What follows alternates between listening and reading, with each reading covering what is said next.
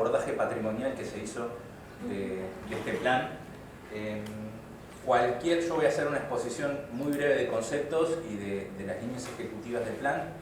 Después cualquier concepto que ustedes quieran profundizar lo podemos hacer sin ningún problema en la instancia siguiente. La idea es que esta presentación sea corta y dinámica, y después tenemos alguna instancia como para intercambiar sobre ello. Bueno, a nivel general el departamento de Soriano tiene una gran cantidad de elementos patrimoniales que lo han destacado en el mapa del mosaico del patrimonio cultural del Uruguay. Lo ha posicionado realmente como un sitio y como un espacio, un territorio muy destacado.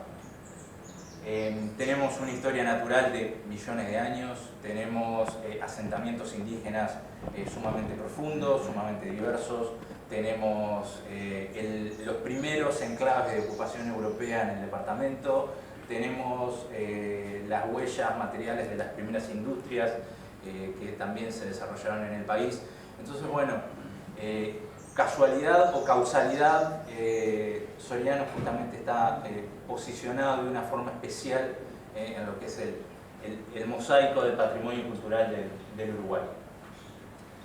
En particular, esta área tiene una relevancia importante, por la cual nosotros hemos decidido justamente abordar la temática patrimonial de una manera especial, trabajando sobre lo que es la vinculación con el territorio y con el paisaje que rodean estos sitios.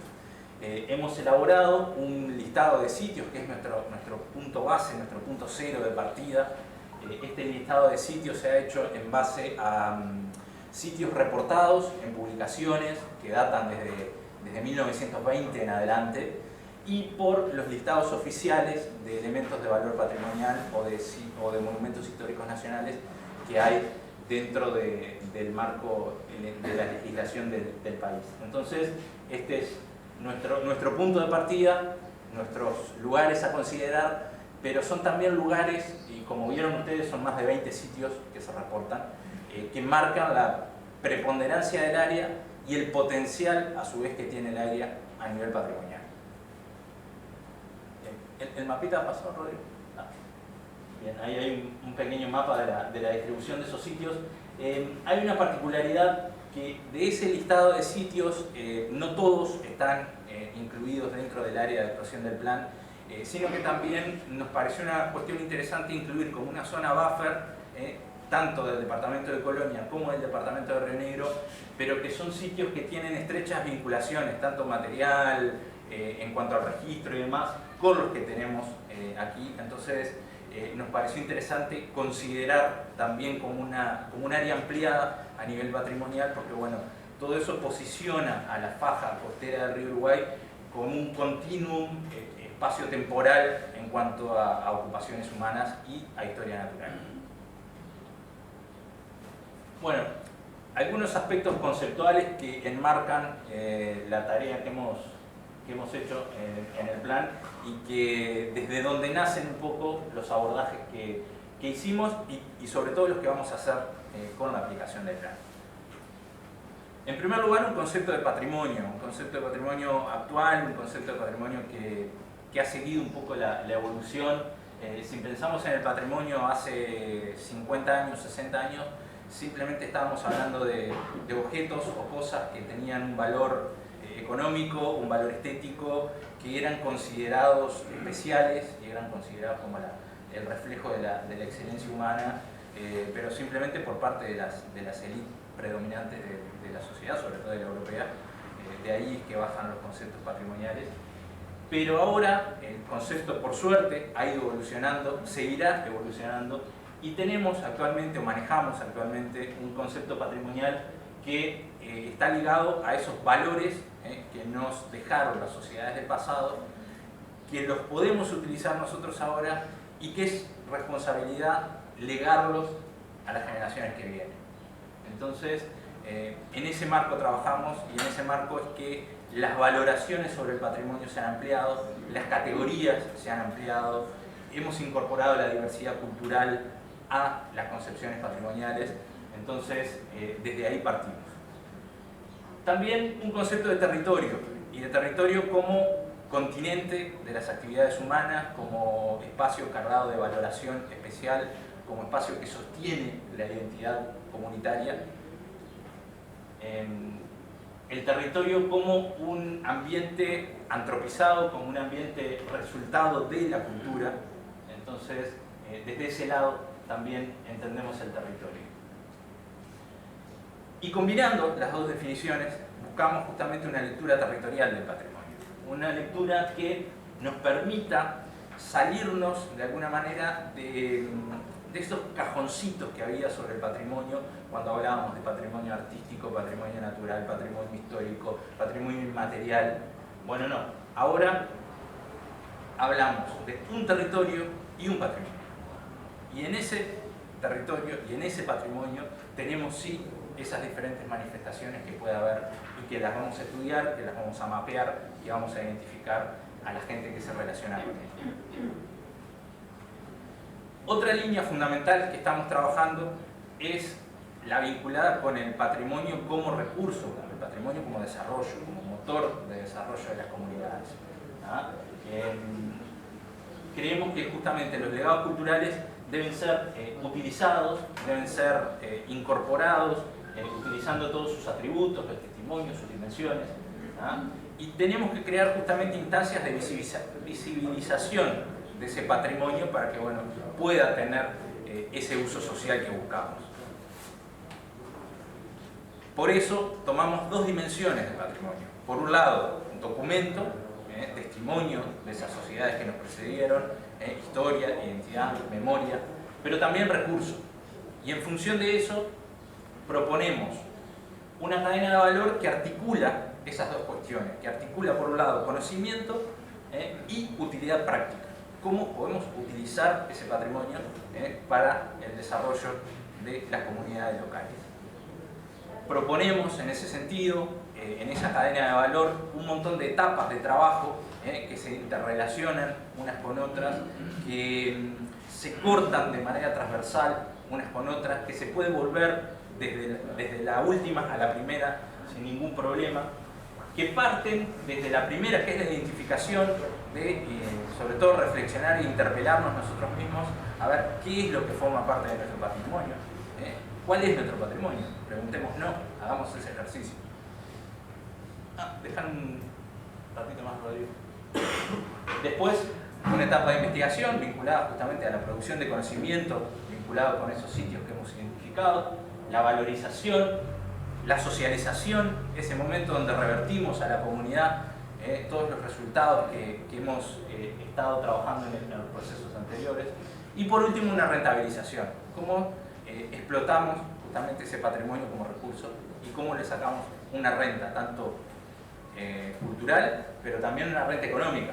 No hay que tener miedo en hablar del patrimonio y de buscarle una renta económica a ese recurso. En este marco, si seguimos hablando de desarrollo, y es fundamental pensar justamente en el desarrollo sostenible, del patrimonio. Una definición general de lo que plantea el desarrollo sostenible, aquel capaz de satisfacer las necesidades del presente, sin comprometer las capacidades de las generaciones futuras a que satisfagan sus propias necesidades. Y también esa definición de sustentabilidad tiene una dimensión social que busca justamente el mantenimiento de los sistemas de valores, las prácticas, los símbolos de identidad, la igualdad, el bienestar humano. Ese desarrollo sostenible nos obliga, de alguna manera, a incorporar justamente todas las dimensiones que puede haber, tanto las económicas, las ecológicas, sociales, culturales, políticas. Por eso es que también este plan articula, cada parte se articula también con una visión en este sentido. Estamos trabajando en base a esto también, a los Objetivos de Desarrollo Sostenible, puestos en la Agenda 2030 de la ONU. En el 2015, en la Asamblea Anual de Nueva York, se definieron estos Objetivos de Desarrollo Sostenibles. Se definieron 17 Objetivos de Desarrollo Sostenible, y en particular nosotros estamos trabajando con el número 11, que habla de comunidades, de ciudades y comunidades sostenibles, y que busca lograr que las ciudades y los asentamientos humanos sean inclusivos, seguros, resilientes y sostenibles. Y en particular, si seguimos bajando, estamos trabajando sobre la meta 11.4, que es la que específicamente habla sobre patrimonio, y que habla sobre redoblar los esfuerzos para proteger, salvaguardar el patrimonio cultural y natural del mundo. En toda esa línea venimos desarrollando. También estamos intentando también identificar no solo el ODS 11, sino que también sobre varios de los otros ODS, bueno, donde puede haber elementos sobre el patrimonio que se vinculen con cada uno. Pueden ser alianzas estratégicas, puede ser igualdad de género, puede ser el objetivo sobre educación. Bueno, hay muchos sobre los que trabajar de manera integral. Bueno, la propuesta ejecutiva del plan tiene varios objetivos. Poner en valor, gestionar y salvaguardar el borde costero como recurso natural y cultural. Promover instancias de participación ciudadana en los procesos de creación, apropiación y difusión del conocimiento en materia de patrimonio, memoria, identidad y protección ambiental. Implementar acciones para la utilización del patrimonio como recurso para el desarrollo sustentable local a través de dos ejes: educación patrimonial y turismo cultural. Crear una base de datos de elementos patrimoniales del área y diseñar experiencias y productos turísticos sustentables de base patrimonial. En función de eso y para cumplir estos objetivos, nos hemos planteado dos ejes normativos. El primero, que habla de la implementación de medidas de evaluación de impacto cultural, sobre todo ante proyectos de mediano y gran porte que pueda haber en el área. Se solicitará que cualquier proyecto sea contemplado en una evaluación de impacto arqueológico en el marco de la legislación vigente, la Ley 14.040, la 16.466, bueno, el resto, que enmarcan un poco todas estas evaluaciones. Este tipo de evaluaciones tiene como finalidad el diagnóstico, prevención, mitigación y o compensación de los potenciales efectos negativos de distintos emprendimientos públicos o privados sobre los bienes arqueológicos, tanto conocidos, y ahí me paro un poquito más en lo como aún no caracterizado, lo que no conocemos. Hay un montón de cosas que conocemos, pero hay una gran mayoría que no conocemos, y ahí es donde tenemos que poner la lupa y poner el acento. Y el segundo eje normativo es la evaluación de impacto del propio plan, de la propia herramienta. Vamos a implementar métodos de medición del estado de situación patrimonial de la zona antes y después de la implementación de las medidas sugeridas en el plan, y para ello vamos a elaborar también, como se dijo en el video, una serie de indicadores. Estos indicadores tienen su especificidad patrimonial, están trabajados sobre el patrimonio, y estos indicadores tienen como objetivo, bueno, diagnosticar el estado de situación patrimonial de la zona, orientarnos hacia la toma de decisiones, implementar planes de actuación y medir el impacto de las medidas aplicadas. Después, si quieren, en el documento está todo el desarrollo de los indicadores, y si alguien tiene alguna consulta lo podemos ver también. Y bueno, por último cierro con esto.